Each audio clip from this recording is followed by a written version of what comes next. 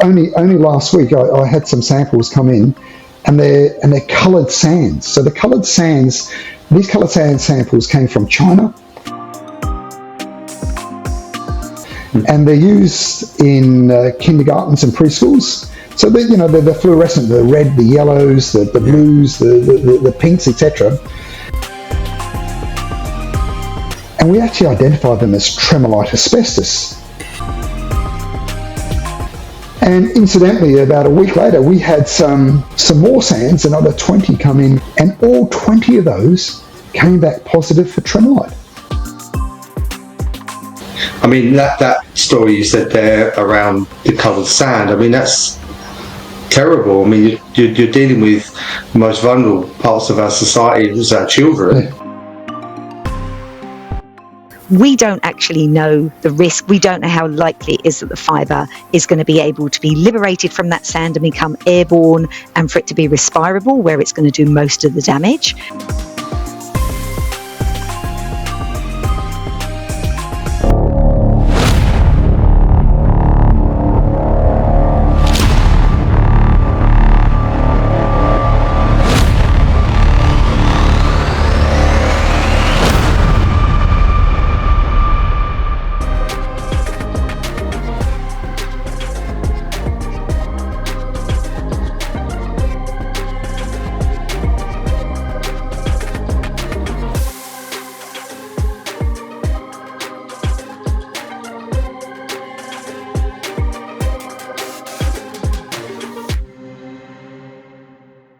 Hello and welcome to the Asbestos Still Kills Podcast. My name is Jason Milner. My name's Rob McAllister. My name's Terri-Ann. So, is it asbestos or not? We filmed the TEM podcast just a few weeks ago with Michael Shepherd from COHLABS in Brisbane. In that podcast, we discussed asbestos contamination in children's play sand. Since filming that podcast in October, children's play sand in New Zealand has been tested and has been confirmed to contain asbestos. And this podcast will be aired on Wednesday the 26th of November 2025. But Rob, what else can you tell the listeners or viewers about the last few weeks since we filmed our podcast with Michael Shepherd? Thank you, Jason. So, following our podcast, and you'll see following this in the podcast, my reaction to hearing around the sand what our children are playing with containing asbestos was pretty shocked, really. So following our conversation with Michael Shepherd, it sort of really waned on me around this level of risk, and could this also be in New Zealand? So I took the first opportunity I could with our regular meetings through FAMANZ and WorkSafe New Zealand to have a conversation with them and actually ask them if they was aware of this situation that was unfolding or potentially unfolding in Australia. So I had a conversation on the 5th of November, actually, at this time, where I raised it with the technical lead from WorkSafe. And she was quite quickly sort of really concerned and said, oh, well, that seems really weird. Do you have any other information that you can share with me about it? So we did speak for a while around it, and she went away there and immediately arranged a meeting for the next morning on the 6th, first thing in the morning. Clearly, she hadn't slept overnight. She was really concerned about this, as was I, and we confirmed a few more facts around the sampling and what had been discussed really on the podcast to follow. At that particular point, I provided some additional information, and WorkSafe New Zealand went off to communicate with WorkSafe over in Australia to really see if they knew about this and what was happening, and, you know, really to get some information. The following day, I got contacted again about coming into an emergency meeting with WorkSafe where they wanted to clarify some further parts. And we were told that they'd actually made contact with Australia, and unfortunately Australia hadn't been made aware of the situation prior to contact with New Zealand.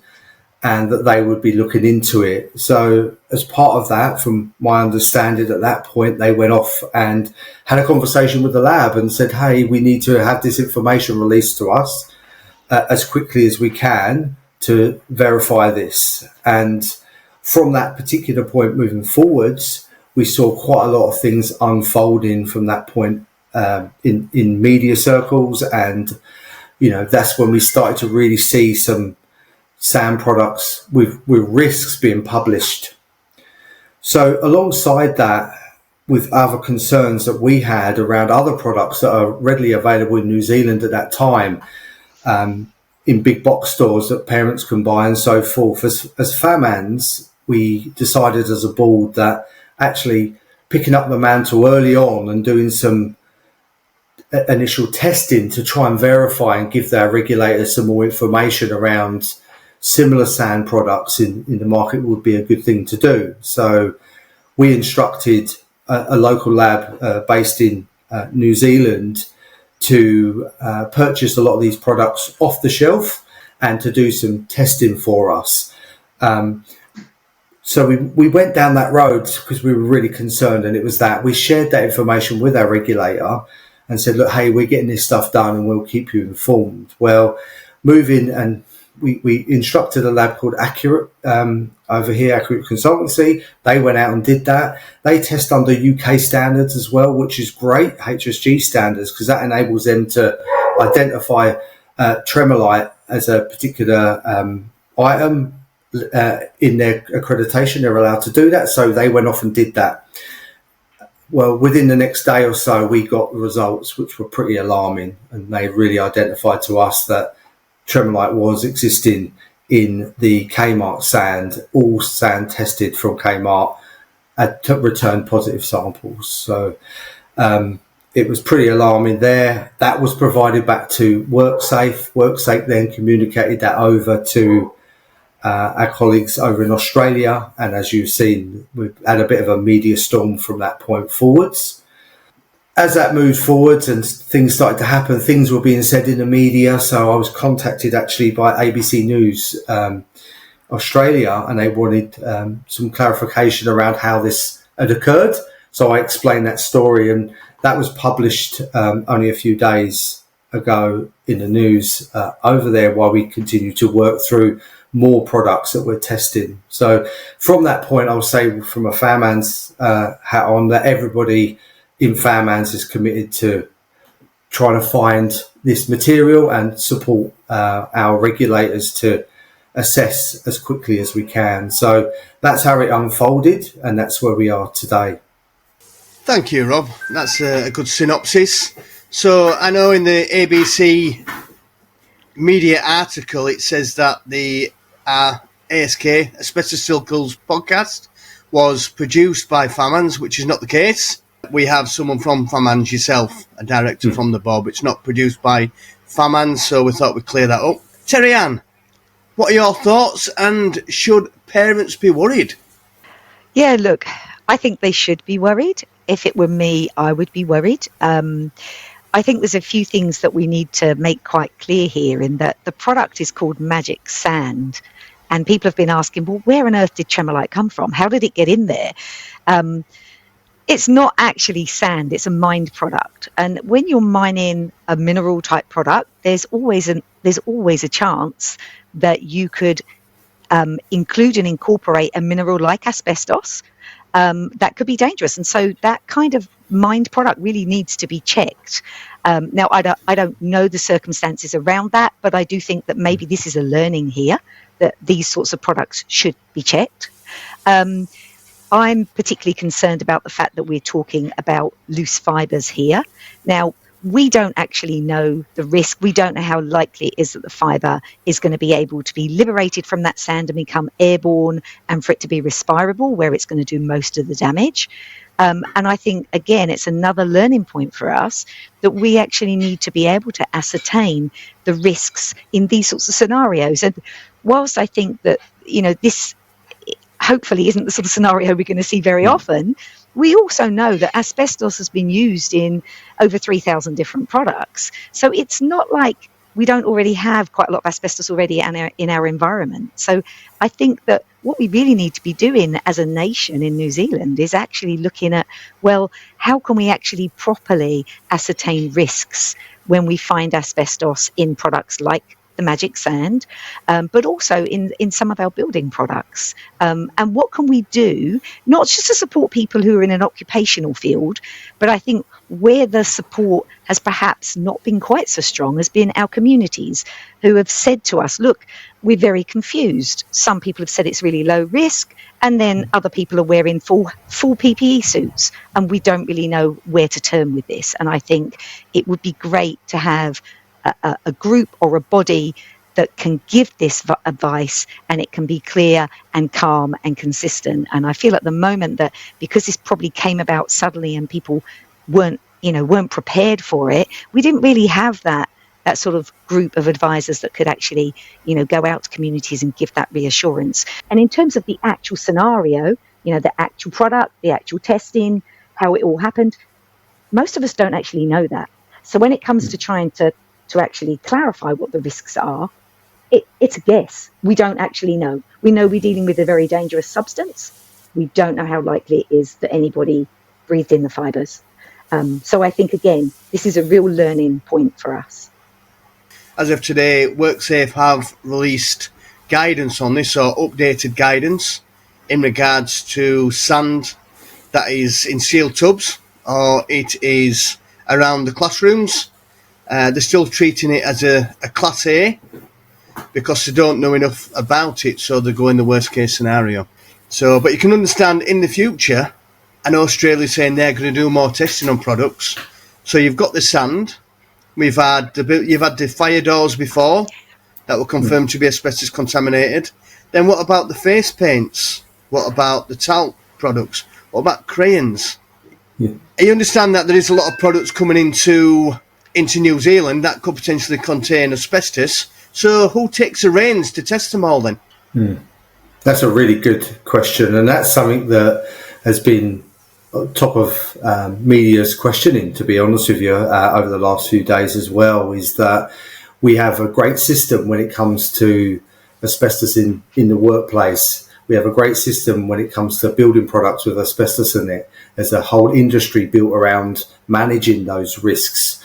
But I put it to, and something I raised in the article was, who's actually at the ports? Are we testing it independently at the ports? We know materials are coming in from jurisdictions around the world which don't have the same regulations that we do in relation to asbestos. Asbestos in New Zealand is banned. This shouldn't be coming in.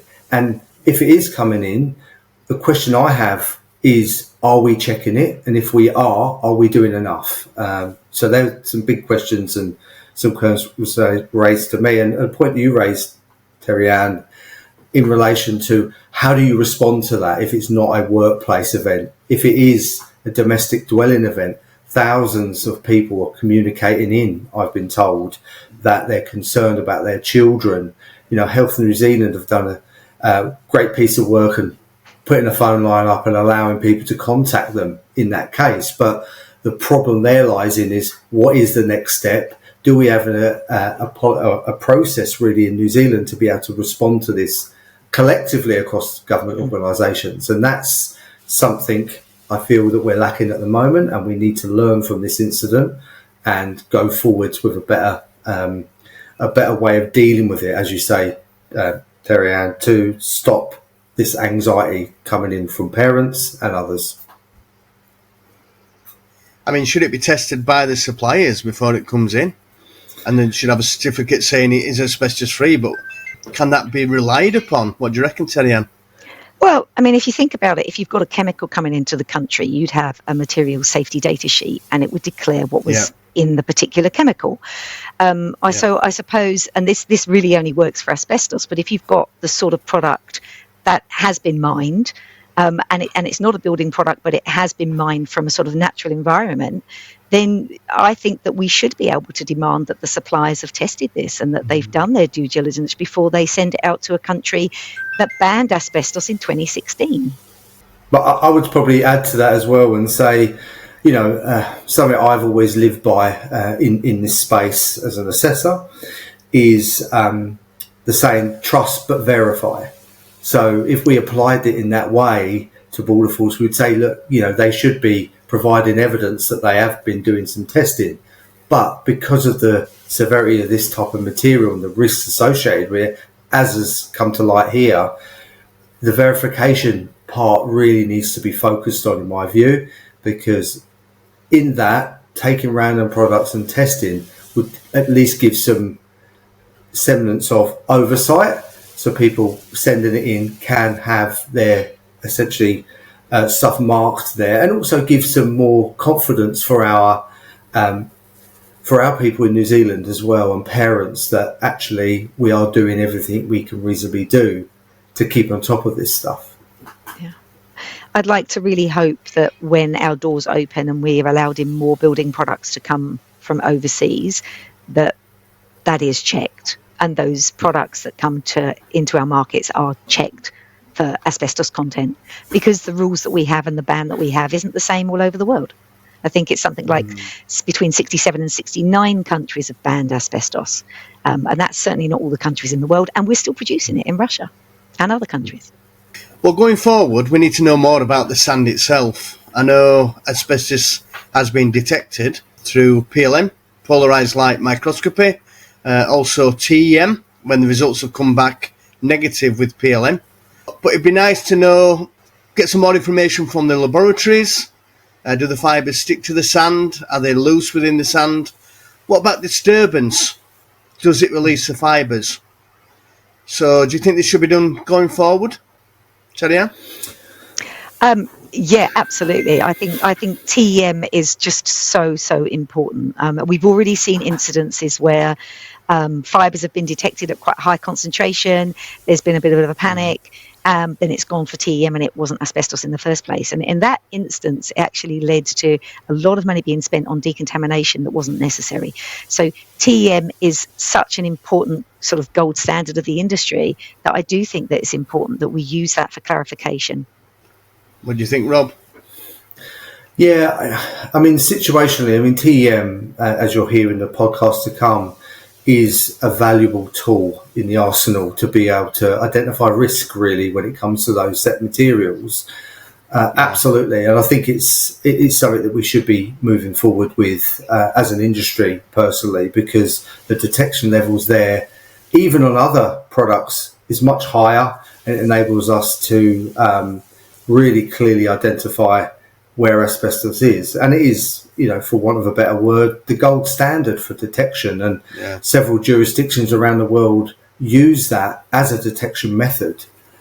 So I would like to see adoption in that space, really, because then you really know whether it is asbestos, and if it is, volumes of asbestos, and it gives you a lot more information so that labs can inform us on the risk, and then we can then obviously impart that information out to the right people.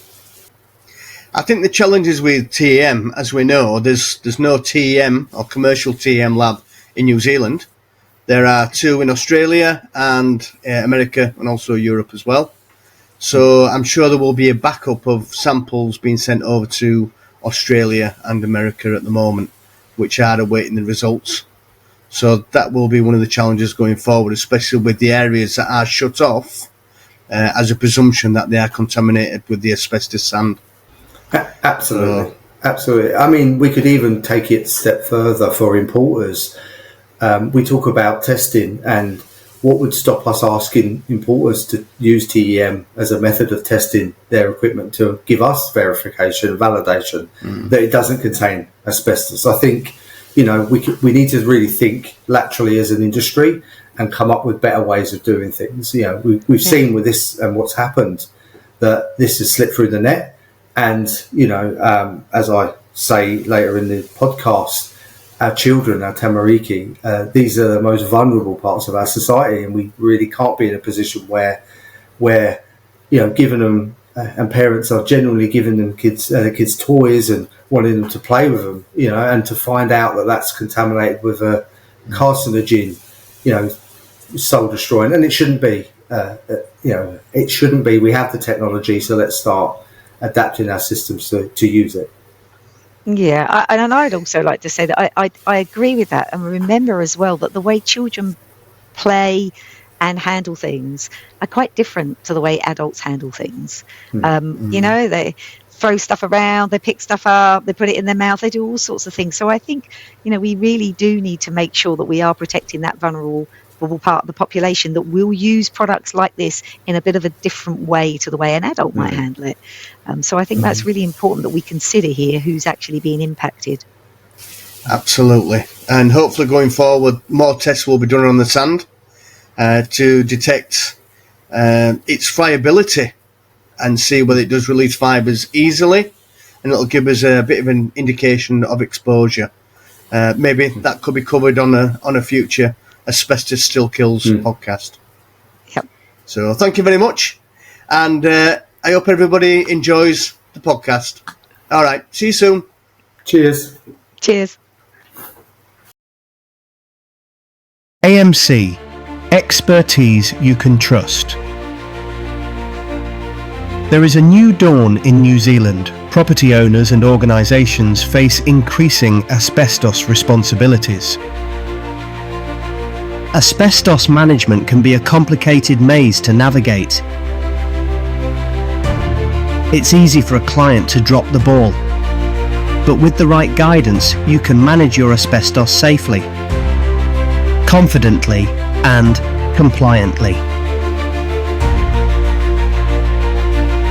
That's where Asbestos Management Consultants AMC comes in. Independent, impartial asbestos experts helping you develop and implement effective asbestos management strategies. From document reviews and management plans to policies and asbestos training, AMC provides asbestos compliance solutions you can trust. Based in Auckland, trusted nationwide. AMC is one of New Zealand's most experienced asbestos consultancies. AMC, Asbestos Management Consultants expertise you can trust. Visit our website to start your asbestos management journey today.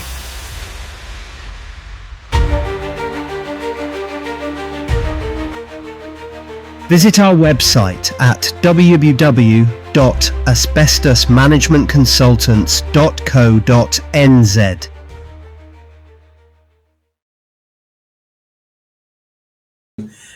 Welcome to today's Asbestos Still Kills podcast.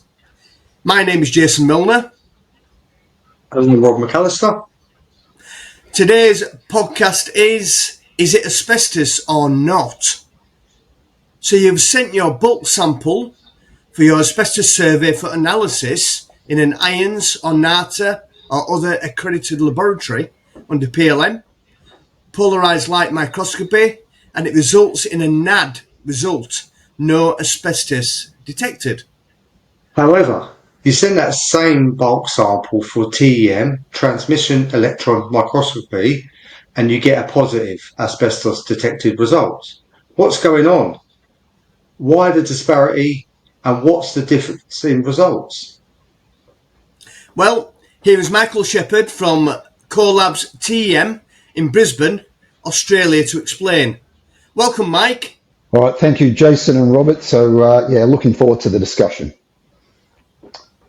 So, you've got a result, you send it off to a PLM lab, you get a negative result, and then you send it off for a TM analysis, and you find that there is asbestos. So, this isn't a uncommon occurrence in our industry. And in fact, there was a case in the 90s in the US where a hygienist took a sample. He was doing an audit of a building, took a sample of some vinyl floor tiles, and sent it off to an accredited laboratory in the US, and the analysis came back as negative. 10 years on, they're undertaking a refurbishment of that particular building, and the building owner did the right thing and engaged for a demolition survey. Another hygienist came along, sent the sample off for TM analysis, a vinyl tile sample, and it came back 15% chrysotile. Now, there was a successful lawsuit in this And the building owner actually sued the actual hygienist, not the laboratory, not the PLM laboratory, but the actual hygienist, for the sum of around about 90,000 US for unplanned removal and maintenance. And the argument was on the basis that the hygienist should have actually known the limitations associated with the different analytical techniques. And he failed to actually point that out to the actual owner.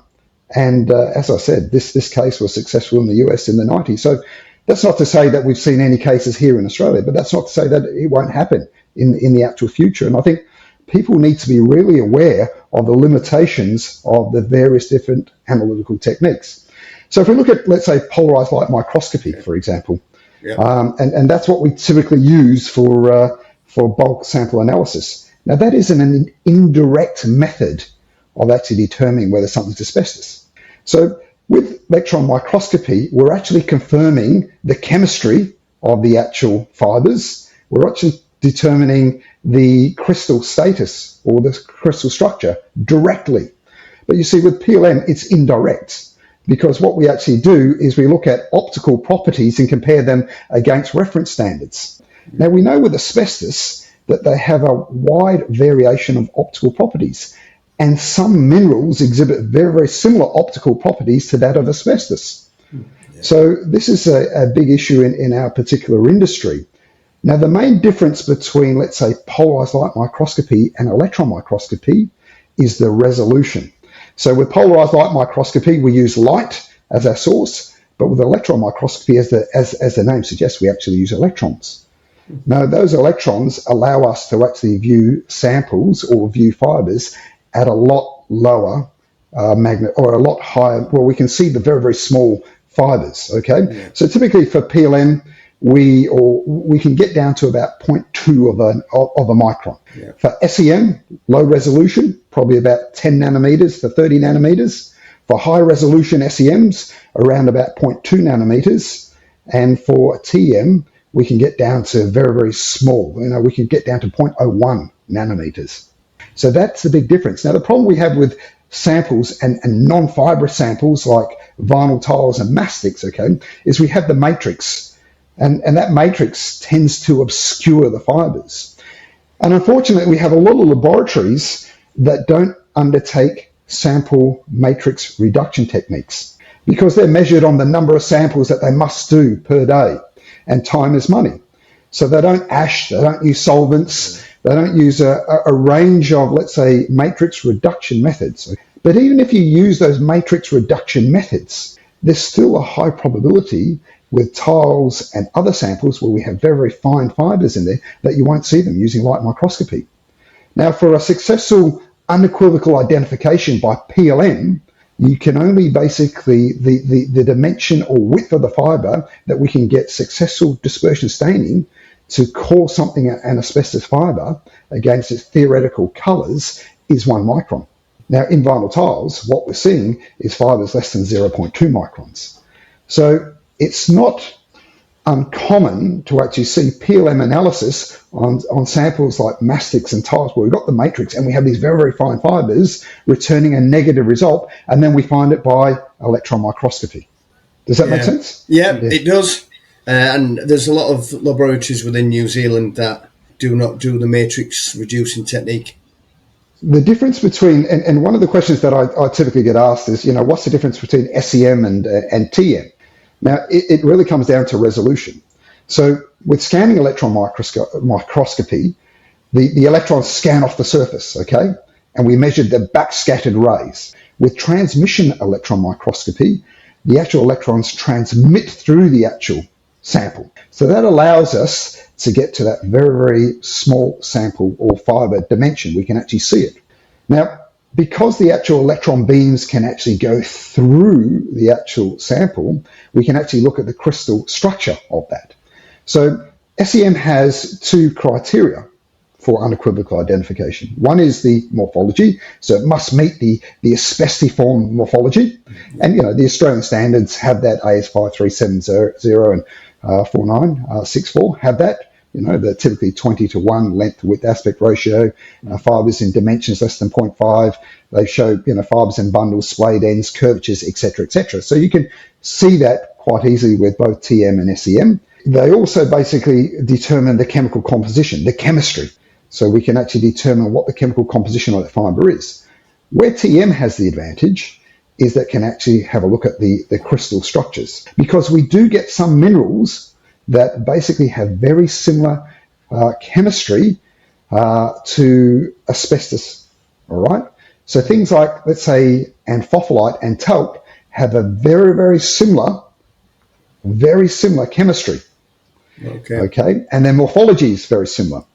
So how you can differentiate that is with something what we call SAED, selective area electron diffraction, where we can actually look at the diffraction patterns of those particular two minerals. And what we find is that they're completely different. So for talc, it has a hexagonal sort of diffraction pattern, whereby in amphipholite, they're more in straight lines. So this is why we use TM more in legal cases for unequivocal identification, because it has that third criteria.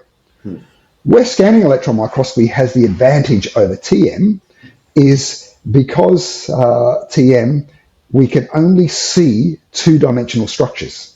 With SEM, you can actually see three-dimensional structures. Now, this can be quite helpful when we have those sort of determination of, let's say, naturally occurring asbestos, to determine whether something is asbestiform or not. Yeah. Because that three-dimensional structure will actually assist us in determining whether something is asbestiform or non-asbestiform. So with any analytical technique, there is pros and cons, okay? And sometimes you need to use all the different devices you have out there to come to a conclusion. Now, for PLM analysis, for 90% of our samples, it's okay, all right? So for fibrous samples, let's say like fibre cement sheet samples, where there's large abundance of fibres, you would not spend the time and money and do TM or SEM analysis. Those sort of samples, PLM analysis is perfectly fine, and you will get your unequivocal result. But it's for these samples where we have matrix interferences, or we have very, very fine fibres, that's when you need to use these different techniques. And it's up to people to understand the limitations associated with those particular techniques, so that they can actually inform their client about the uncertainty or certainty of their particular results. So that comes down to education then, because quite a lot of the PCBUs out there aren't aware of the capabilities of TEM or SEM. Yeah, and I'd probably push back a little bit on that, Jason. And I think they are aware, but it comes down to cost. Okay. So, I mean, with the modern internet and information and seminars and what you guys are doing, and there's been lots of conferences, and, we all have access to information, right? Yeah. But what is a driving force behind people's motives is to win jobs, comes down to price. Yeah. And there's a price disparity between TM analysis and obviously PLM. PLM analysis might cost you, anywhere between, let's say, $40 and $100, depending on which lab you go to. Yeah. Where a TM analysis is several $100s. Yeah. People aren't going to put up front in their particular proposals that we're going to send 5 samples, 10 samples off for TM, because they want to win that actual job. Mm-hmm. So I think that's a bit of a barrier in our particular industry. But as we saw with that first case, that that legal case, that it could cost you a lot more in the long run. Mm. But it's about your client knowing the limitations associated with that. And my advice to your listeners is simple, all right? Allow for PLM analysis, and if a result comes back negative, and it's a vinyl tile, and you think to yourself, well, hey, this is a 1970s, 80s building here. Really don't know much about the history of this particular building, but the tiles come back negative by PLM. Let's go to the client and seek a variation for some TM. Now, I'm not saying we put hundreds and hundreds of samples through, but it's knowing those limitations associated with the different types of samples. Yeah, I was going to say, I think that comes back to what you've already said, right, in relation to matrix interference. and understanding from a layperson's position what that is. So if you was to explain that a little bit more in detail, and you can focus on the tiles because of the way in which they're constructed and how that interferes with the results of conventional testing, that'd be great, because I think that's an unknown thing, really. Yeah. So with vinyl tiles, so don't forget the asbestos is dispersed through these particular vinyl tiles. Now, you will get the odd vinyl tile where we do the snap and break method, where we actually snap them and we see a big clump, a bundle of crystal fibers, and that's great, okay, because we can pick out those fibers, put them in a refractive index oil, and go through our optical test to confirm it. But more often than not, we don't see that. And as a PLM analyst as well, you snap, break, and you actually can't find these particular asbestos fibers. The other limitation as well, that you need relatively large samples to do PLM analysis, and there is a reluctance, and I understand it, for an assessor or hygienist to go into a particular property and take a 3 by 3 centimetre tile from the middle of someone's floor, or even from a corner. So there's a reluctance to do that. So typically you get these very, very small samples, about 1 centimetre by 1 centimetre. And the fibres are evenly dispersed through there. So how do you reduce that vinyl matrix? And even after you ash it, and I've done plenty of ashing, you can't actually see these particular fibres. Right, now with TEM analysis, what we actually do is we do a chloroform extraction. So we actually get rid of that whole matrix, and we actually put it into solution, and then we put that onto a TEM grid. So once we've got it, and don't forget the resolution, we can get down to very, very small, fibers here. We can actually see those particular fibers. And I think last time then, when you guys were over in Oz and you came to our lab, I actually showed you some vinyl tiles, and there were millions and millions of these very, very fine fibers. Now, the limitation with PLM is you just can't physically see them unless we have large bundles of asbestos fibers in there. Then you're not going to be able to see it using the traditional methods, and that's the issue. So the sample preparation helps us, and also the resolution, getting down to those very, very small thin fibers, which we can see under a TM. But again, for your listeners, it's about knowing the limitations of those methods. Now, I've been involved in a number of cases whereby, and it works in the benefit of removalists as well, whereby a consultant will go out and do a demolition audit. Okay, they'll submit it to a client. The client will then hand this over to a demolition contractor, and the demolition contractor, and what demolition contractors do is they're very smart, okay? They're very smart on actually getting variations. Yeah. And you'll actually see it, any of their sort of pricing structures is that their variation costs are significantly higher than what their normal costs to actually remove asbestos or demolish a structure. But what they tend to do is they see these audit reports with NAD, and I worked on 3 recently where we've had it in vermiculite samples where the PLM analysis came back negative, and they've submitted the vermiculite samples to us, and they've actually come back with a high presence of asbestos of very fine fibres. Now, this has actually basically cost the client millions of dollars in variations. Yeah. Had the client known and the hygienists known about the limitations associated with this, they might have been able to negotiate a far more competitive price for the removal of that. So it works on both sides. And I always say to people, and I say to removalists, that if you get a report, and removalists and demolition contractors are there to make money, that's their primary intent. Yes, they're demolishing a structure. Yes, they're removing asbestos, but their primary intent is to make money. Yeah. So the smart ones now are sending me samples and hitting variations, and they're getting large variations. Now, you need to, as a hygienist and assessor, be aware of this and what's actually happening in the industry to actually save your client in the long run. But it's an emerging trend. As we have these technologies and greater technologies out there in industry, then people are going to utilise them to their advantage. The Asbestos Still Kills podcast could not be possible without another one of our sponsors, the Environmental Innovation Centre, EIC, are front-runners in uniting innovation, research and environmental solutions.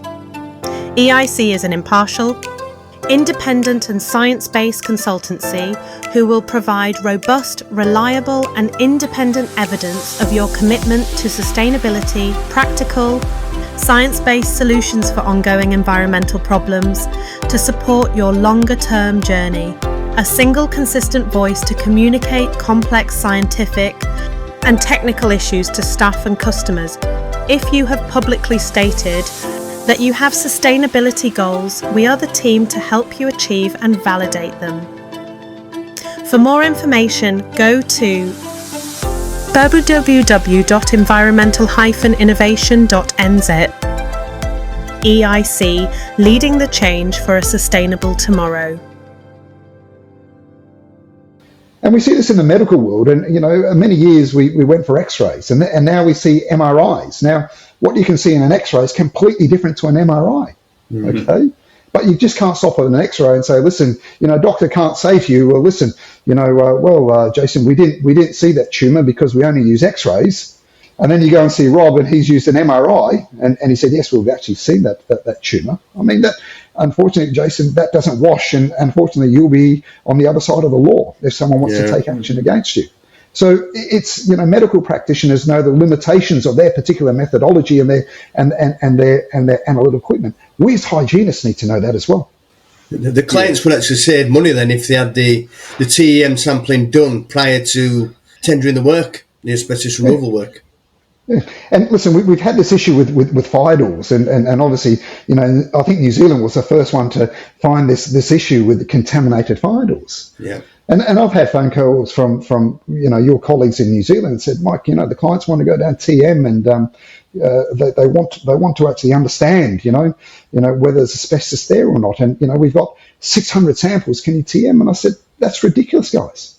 Why we TM? You guys have proven that it's actually there through your PLM analysis. It's ridiculous. I can't do 600 samples, by the way. I mean, we're limited to, about 10, 15 samples a day. Yeah. But I said, it's costing your client too much to do that. So how about let's do a percentage of samples, 5 to 10% of samples that are positive, right? Let's do some of those to confirm it's crossing. Now, the reason that the lawyers want that, and I understand, is that, as I said up front, PLM is an indirect method. We're not actually determining the actual the chemistry of those particular fibres. And in those fire door samples, we had an interferent mineral known as sepolite. Sepolite has a very similar chemical composition to chrysotile. And what we actually found is that the actual manufacturers and the importers basically got hold of this and said, well, we actually understand that sepolite can be an interferent to chrysotile, and some of the labs might have actually got it wrong in terms of their analysis, because it does give very similar optical properties to chrysotile. So I can actually understand why they've actually wanted to go to that next technique for determining whether it was actually chrysotile or not. So this is another benefit because of electron microscopy, is because we're actually determining not only the crystal structure, but the actual chemistry directly rather than indirectly. So it's an important factor for people to actually consider when we have interferent minerals. Yeah, but what other interferent minerals have you got? Well, lizardite's another one. So, again, and don't forget, when in our industry, there is a lot of, and listen, you need to, I mean, if anyone reads any of the MDHS documents, etc., they list a lot of interferent materials. And listen, even there's basic, even by PLM analysis to an inexperienced analyst, spiderweb gives you wonderful optical property. Leather does as well. So, to an inexperienced analyst that hasn't been trained, they might get confused with some of this. Yeah. So sometimes working out the actual chemistry is quite useful. Now, a really, really important inclusion in the new Australian standard 5370 compared to the original AS4964 standard is that if a PLM laboratory didn't know whether something was asbestos or not, they actually called it unknown mineral fibre. Now, I quite find that a little bit unusual to actually call something an unknown mineral fibre. And what they used to write on the bottom of their certificates is that they used to state, unknown mineral fibre, please treat as asbestos until proven otherwise. Now, you could be in a world of hurt of actually doing that, because if it's not asbestos and you're managing that, there's a cost associated with that. If you're removing it, there's a cost associated with that. Yeah. In the new Australian standard 5370, what we've actually said is it doesn't make sense. So the standard is there to identify asbestos. There's only really two outcomes, or there's actually three outcomes. Yes, it is asbestos. No, it isn't asbestos, or we don't know. Correct? They're the only three outcomes, right? It could be, or it might not be. They're the three outcomes. So what we've actually said is, and it's more scientific to say on a test report, well, yes, no, I don't know, is we've actually got this new criteria saying inconclusive. Yeah. And we've actually put that in the standard intentionally, so then your client can actually make the decision themselves whether they want to get it tested or they don't want to get it tested. So it's a really important inclusion into the standard now that we go yes, no, or we actually don't know. And this is where electron microscopy can help out and help those end users determine whether something is asbestos or not. I think it's great that electron microscopy has been added to the new standard. I really do. It gives people options. So magnification, so PLM times 400. What's TEM? TM, I mean, listen, I've had our TM up to 300,000 magnification in some instances, but we won't typically operate at about 10 to 15,000 magnification. Okay. And sometimes we've got to go to 150 because we get very, very small fibrils, etc. So, we've done some work with various universities to look at the denaturing of asbestos, because again, in a society where we're looking at sustainability and those sort of things, there are people looking at how can we reuse asbestos, because it's not really that smart to actually take asbestos out. It's a naturally occurring mineral. It actually occurs in the ground, and then take it up at huge cost and then go and bury it. The only people that benefit is the removalists, the demolition contractors, and us hygienists, because we're making money. And if you look at it, it just seems pointless, doesn't it, really? It comes in the ground, we put it in buildings, and then we spend millions and millions of dollars to put it back in the ground. Yeah. So they're looking at techniques to actually make it inert. So there are some, and we're looking at what we call thermal combustion of these and what temperatures we actually need to change the crystal structure of those. Yeah. So in that sort of instance, and what we do is, see, chrysotile, for example, the most abundant sort of mineral in commercial products, is a magnesium silicate. Yeah. And what they actually do is, as you actually heat it up, we get a depletion of magnesium. And if we get a depletion of magnesium, it no longer meets the chemistry of chrysotile. And we look at the morphology as well. It actually loses its tubular structure, because again, if you look under a TM, a chrysotile fibre is quite tubular. And then we have a look at the crystal lattice to make sure that it's actually amorphous. So in those sort of circumstances, we've used really, really high magnification to actually look at the morphology of those particular structures. But typically, to answer your question, it's around about 10 to 15,000 times magnification, all right? Yeah. Now, for air samples, we typically use that magnification as well, but we can go a lot lower because the fibres are a lot visible. Now, where TM and SEM really are useful is the identification of fibres when we do our typical monitoring in accordance with the membrane filter method.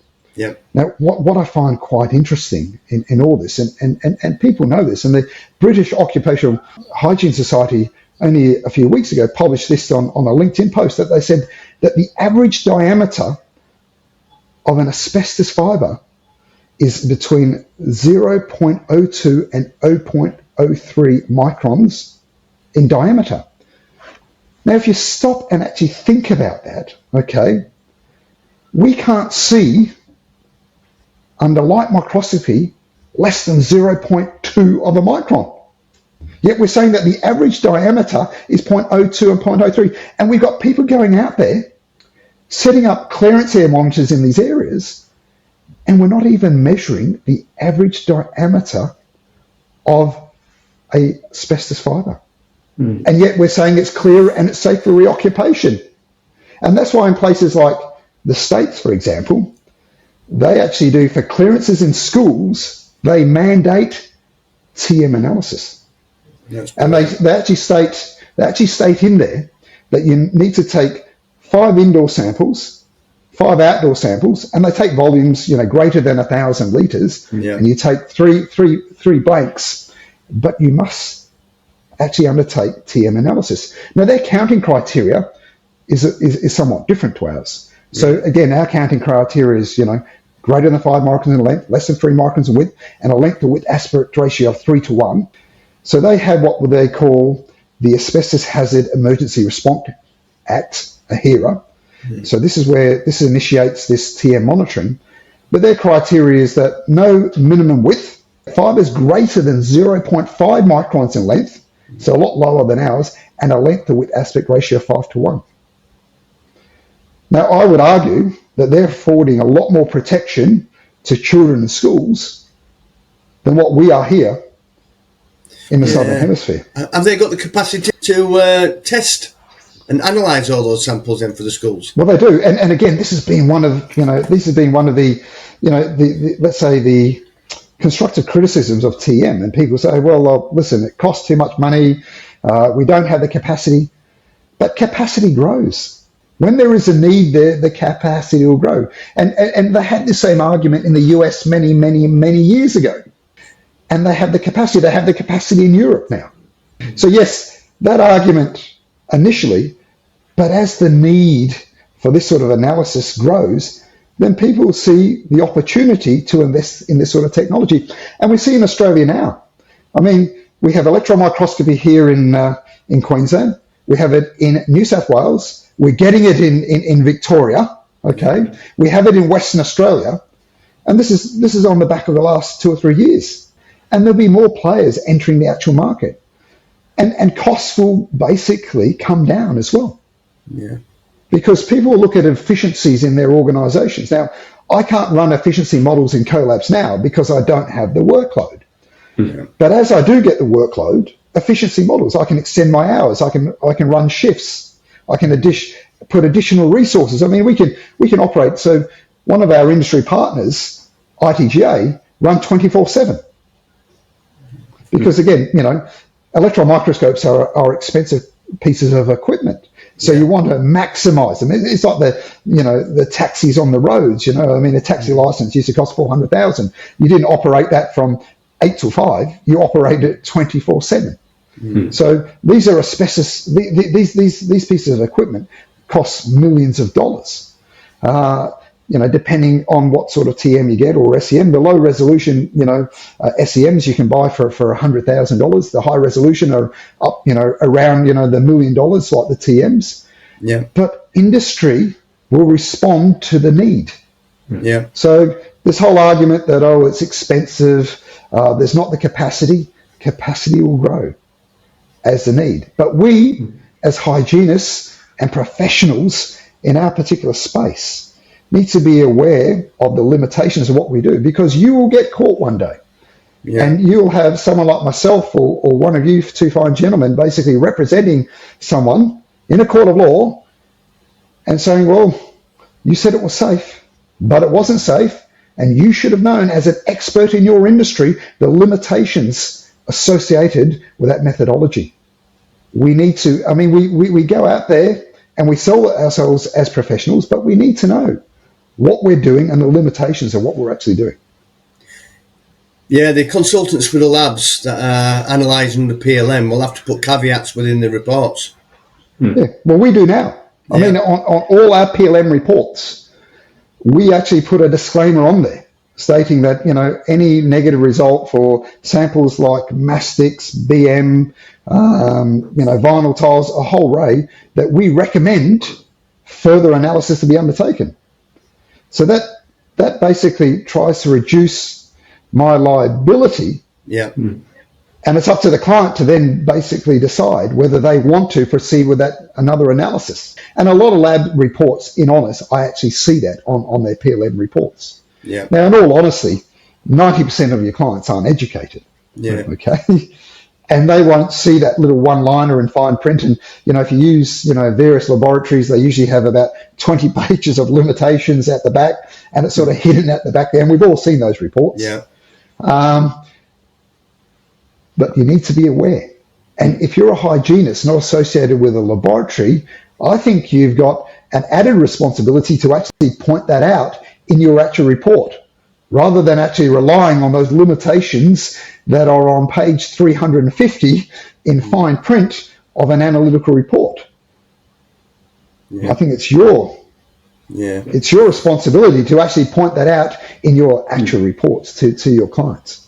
Yeah. I mean, coming from a surveyor perspective, there's a big thing that we've also found when it comes to this type of sampling is people's level of competency. So there's a big piece of work going on at the moment, and through FAMANZ, where we're looking at development of additional courses for surveyors in this area, and the big one being really around the collection of settled dust and the TEM testing of that. But not only that, Mike, it's the interpretation of the results that we receive from the labs. If you go out there, especially across New Zealand for sure, we're finding that where collections taken, they're not aware of ASTM standards on the collection methodology. And, can you speak a little bit about where samples are taken badly, from a lab perspective, what you do with that information and how you would like that to be adapted to get better results? Yeah, so the new Australian standard 5370, we're really specific on sample sizes. Yeah. And we actually specify what the sample sizes should be. In reality, that doesn't happen. Okay, and running a commercial lab here, we do see samples that don't meet that particular requirement. Again, I'd put it back on the surveyor, knowing their particular field of expertise. And if you're engaged as an expert as a surveyor, you should know what the minimum sample size is for a unequivocal determination. Now, laboratories have to be commercial as well, but they also need to limit their liability. So from our perspective, if a sample is too small for us to make a determination, then we'll go back and say insufficient sample. Yeah.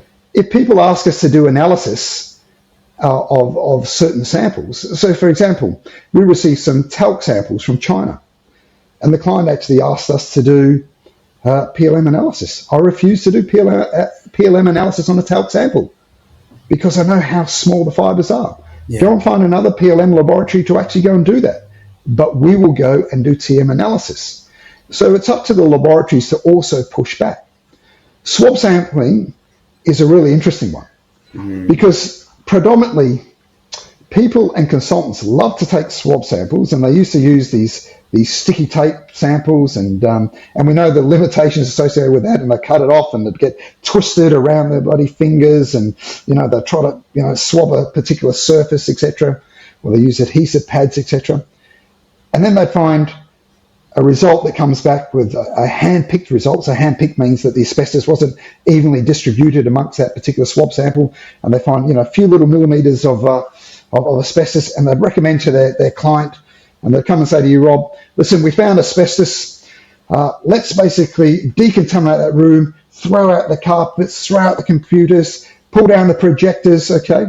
The only person that's benefiting there is the removalist and the hygienist, because they're making millions of dollars.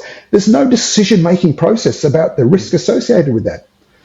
And the argument that I've always had is that we don't apply that same logic to air samples. If we find 3 fibres on an air sample, we don't say, hey, guys, throw out all this furniture, throw out all the computers, and I would argue that 3 airborne fibres is far more hazardous than a few millimetre fibres sitting in some dust in a corner of a room, because it's actually airborne. So I think swab sampling was actually driven by consultants and removers to actually generate more work, because there's no formal risk assessment associated with that. Now, the ASTM method 6480 has a procedure there. And again, I'm very reluctant to actually promote swab sampling because, as we know, it's not representative, and you need to take a sample 10 by 10 centimetre squared, but you take a sample in the middle of a particular desk, to the left of that, you might get a completely different result, okay?